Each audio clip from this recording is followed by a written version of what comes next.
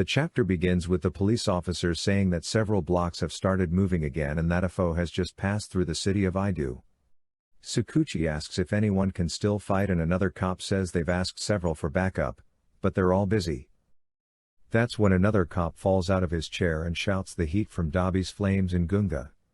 Tsukuchi tells him to explain and asks if Endeavor has been defeated. The cop says that he hasn't, but the results of their analysis show that Dabi is about to explode. Since he got up to continue fighting, he has been concentrating the heat inside his own body.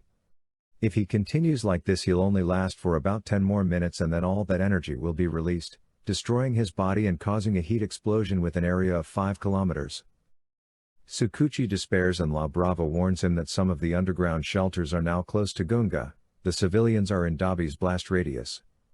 Then we see that the block where the Todoroki family is keeps collapsing and Gunhead tells them to open the emergency exit. Another cop warns that AFO is even faster and is now close enough to use his goo teleport quirk. Tsukuchi asks once again for reinforcements, but someone confirms that no heroes will arrive in time. It is then that a voice calls his name over the communicator.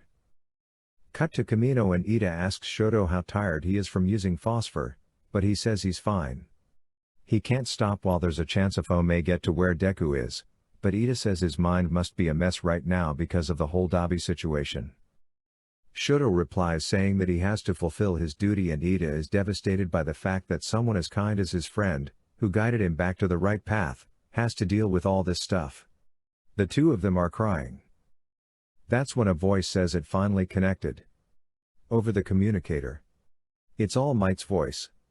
He is happy to hear that the two of them are okay and says that he doesn't have much time, so he'll be brief. They have to get to Gunga as fast as possible. Dabi will explode soon and the evacuation blocks have stopped moving. Endeavor is fighting him, but he'll not be able to stop the explosion with his quirk. All Might says that he is sure that Ida will be able to run there and begins a short speech dedicated to Shoto.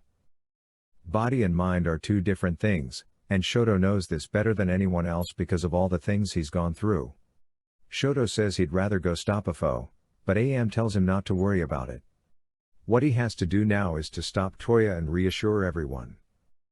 The only quirks that can save Gunga are engine and half cold half hot.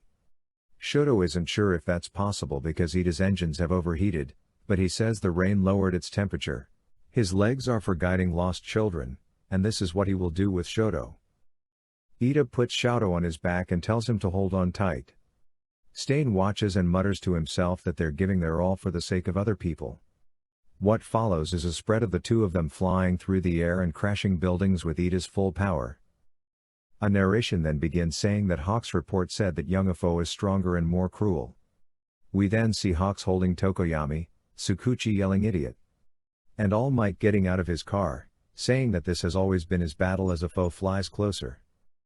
AM says that this brings back memories of their past fights and wonders if all this newfound hatred is Shigaraki's influence.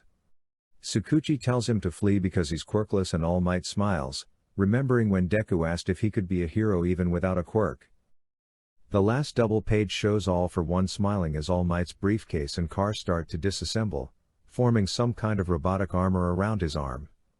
He says that he cannot ignore the villain in front of him and lets out his iconic line, "I am here."